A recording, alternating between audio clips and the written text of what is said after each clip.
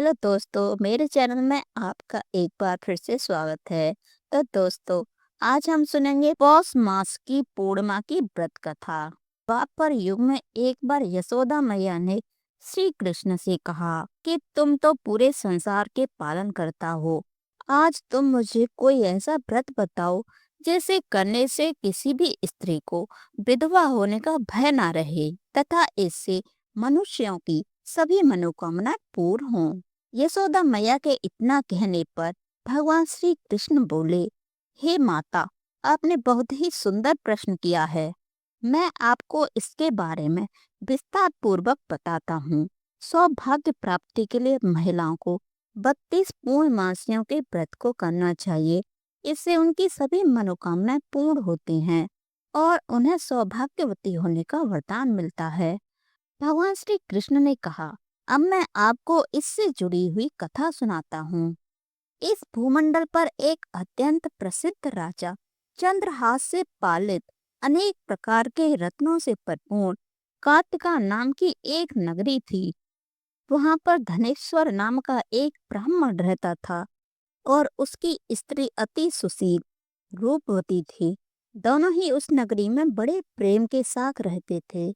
घर में धन धान्य आदि की कमी नहीं थी, लेकिन उनको एक बड़ा दुख था कि उनकी कोई संतान नहीं थी। इस कष्ट से वह अत्यंत दुखी रहते थे। एक दिन एक बड़ा तपस्वी योगी उस नगरी में आया। वह योगी उस ब्राह्मण के घर को छोड़कर अन्य सब घरों से भिक्षा लाकर भोजन किया करता था, लेकिन रूपवती से वह भिक्षा नहीं लिया करता था।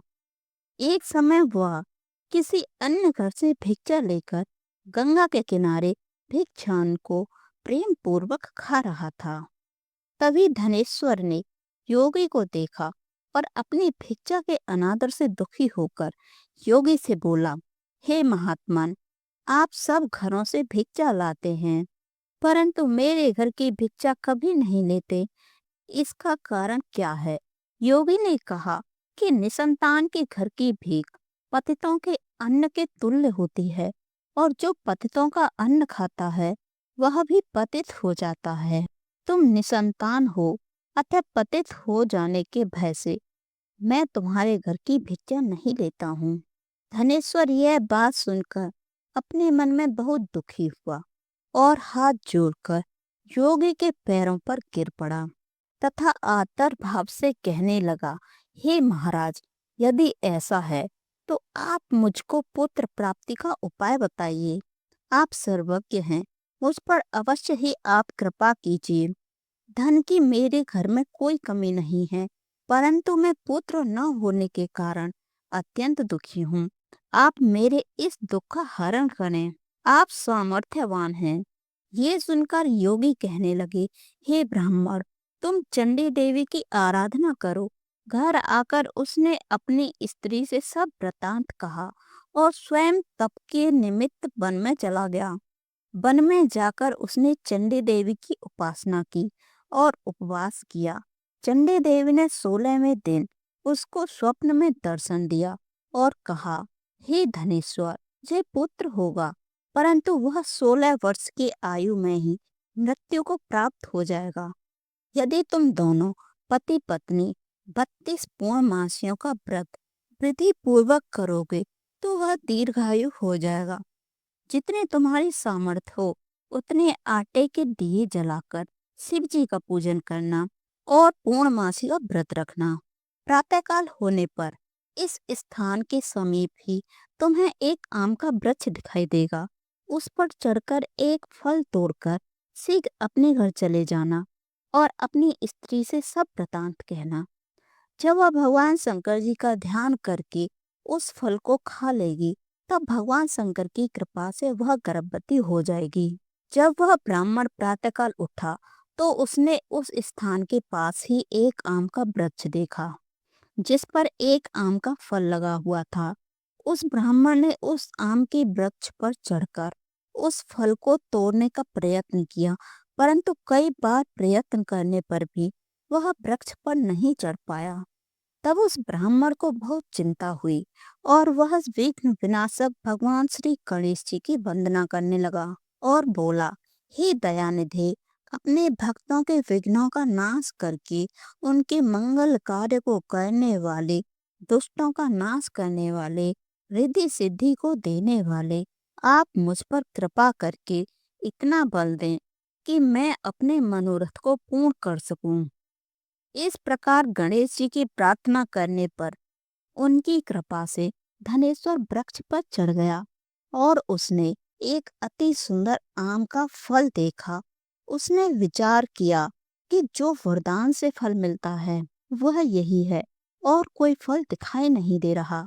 उस धनेश्वर ब्राह्मण ने जल्दी से उस फल को तोड़कर अपनी स्त्री को लाकर दिया और उसकी स्त्री ने अपने पति के कथनानुसार उस फल को खा लिया।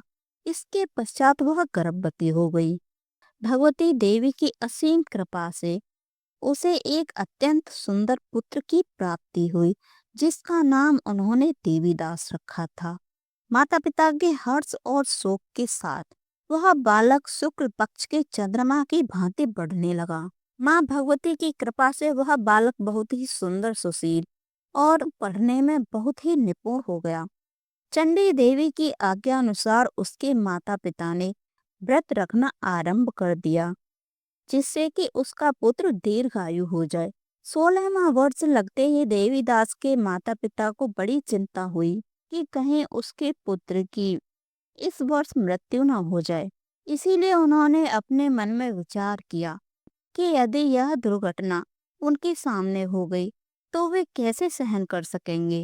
उन्होंने देवीदास के मामा को बुलाया और कहा कि हमारी इच्छा है कि देवीदास 1 वर्ष तक काशी में जाकर विद्या अध्ययन करे और हम उसको अकेला भी नहीं छोड़ सकते, इसीलिए साथ में तुम चले जाओ और 1 वर्ष के पश्चात इसको वापस लौटा लाना। सब प्रबंध करके उनके माता पिता ने काशी जाने के लिए देवीदास को एक घोड़े पर बैठाकर उसके मामा को उसके साथ विदा कर दिया। धनेश्वर ने अपनी पत्नी के साथ अपने पुत्र की मंगल कामना तथा दीर्घायु के लिए भगवती दुर्गा की आराधना और पूर्णमासियों का व्रत करना आरंभ कर दिया। इस प्रकार उन्होंने 32 पूर्णमासी का व्रत पूरा किया। कुछ समय पश्चात एक दिन वह दोनों मामा और भांजे मार्ग में रात्रि बिताने के लिए किसी गांव में ठहरे हुए थे। उस दिन उस गांव में एक ब्राह्मण की अत्यंत सुंदरी, सुशील, विदुषी और गुणवती कन्या का विवाह होने वाला था। जिस धर्मशाला के अंदर वर और उसकी बारात ठहरी हुई थी, उसी धर्मशाला में देवीदास और उसके मामा भी ठहरे हुए थे। संयोगवश कन्या को तेल आदि चढ़ाकर मंडप आदि का कृत्य किया जा रहा था। इन लग्न के समय वर को वायु रोग, जिसमें शरीर धनुष की तरह झुककर टेढ़ा हो जाता है, रोग हो गया था। इस कारण वर के पिता ने अपने कुटुंबियों से परामर्श करके निश्चय किया कि यह देवीदास मेरे पुत्र जैसा ही सुंदर है, मैं इसके साथ ही लग्न कर देता हूँ और बाद में विवाह के अन्य कार्य मेरे लड़के के साथ हो जाएंगे। ऐसा सोचकर उन्होंने देवीदास के मामा से जाकर बोला कि तुम थोड़ी देर के लिए अपने भांजे को हमें दे दो, जिससे विवाह के लग्न के सारे कृत्य सुचारू रूप से हो सकें। तब उसका मामा कहने लगा कि जो कुछ भी कन्यादान के समय वर को मिले वह सब हमें दे दिया जाए, तो मेरा भांजा इस बारात का दूल्हा बन जाएगा। यह बात वर के पिता ने स्वीकार कर ली और उसने अपने भांजे को वर बनने के लिए भेज दिया और उसके साथ ही सब विवाह का कार्य रात्रि में विधि पूर्वक संपन्न हो गया। पत्नी के साथ वह भोजन न कर सका और अपने मन में सोचने लगा कि न जाने यह कैसी रात्रि होगी। वह एकांत में इसी सोच में पड़ गया था तथा उसकी आंखों में आंसू आ गए। तब बधू ने पूछा कि क्या बात है, आप इतने उदास व दुखी क्यों हो रहे हो। तब उसने सब बातें जो वर के पिता ने वह उसके मामा में हुई थी उसको बता दी। तब वह कन्या कहने लगी कि यह ब्रह्म विवाह के विपरीत कैसे हो सकता है। देव, ब्राह्मण और अग्नि के सामने मैंने आपको ही अपना पति बनाया है, इसीलिए आप ही मेरे पति हैं। मैं आपकी ही पत्नी रहूंगी, किसी अन्य की कदापि नहीं। तब देवीदास ने कहा, ऐसा मत करिए, क्योंकि मेरी आयु बहुत कम है। मेरे पश्चात आपकी क्या गति होगी, इन बातों को अच्छी तरह विचार लो। इतना सुनते ही वह बोली कि जो आपकी गति होगी वही मेरी गति होगी। हे स्वामी, आप उठिए और भोजन करिए, आप निश्चय ही भूखे होंगे।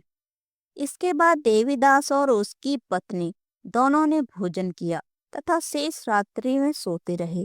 प्रातःकाल देवीदास ने अपनी पत्नी को 3 नगों से जड़ी हुई एक अंगूठी दी, एक रुमाल दिया और बोला, हे प्रिय, इसे लो और संकेत समझकर स्थिर चित्त हो जाओ। मेरा मरण और जीवन जानने के लिए एक पुष्प वाटिका बना लो, उसमें सुगंधित वाली एक नव मल्लिका बना लो, को प्रतिदिन जल से सींचा करो और आनंद के साथ खेलो कूदो तथा उत्सव मनाओ।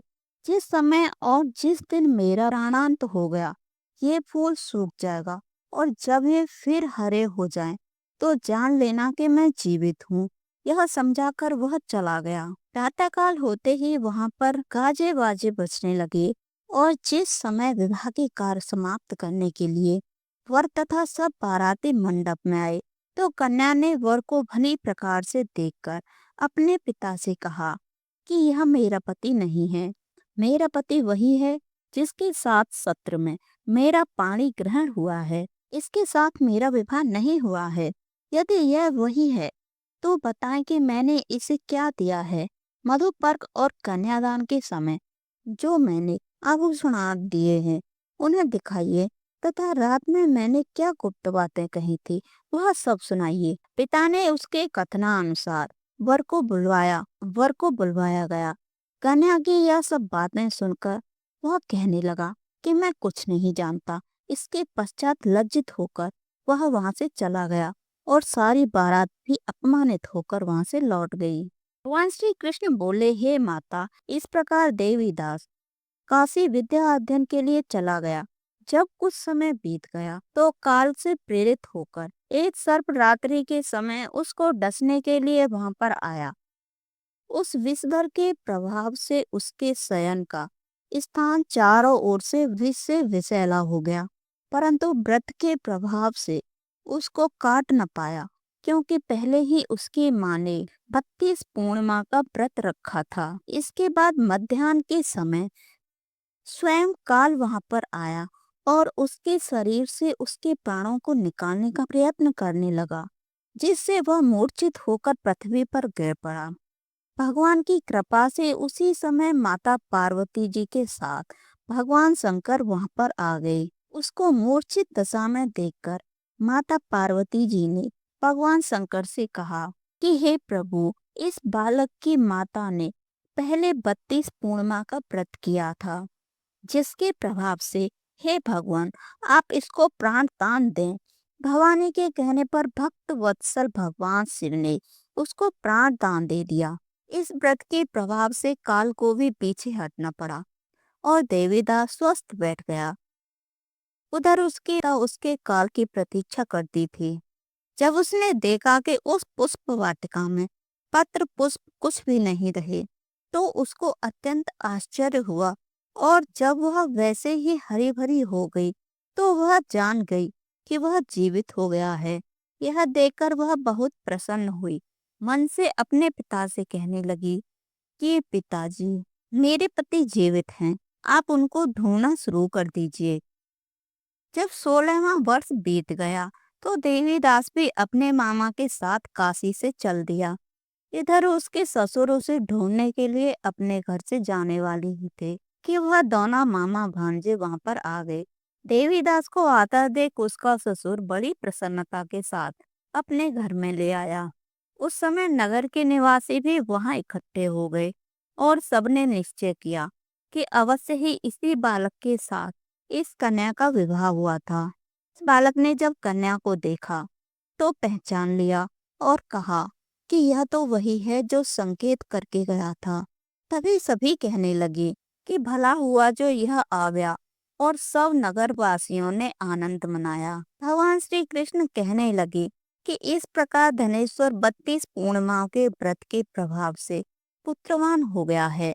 जो भी स्त्रियां इस व्रत को करती हैं वे जन्म जन्मांतर वैधव्य का दुख नहीं भोगती और सदैव सौभाग्यवती रहती हैं।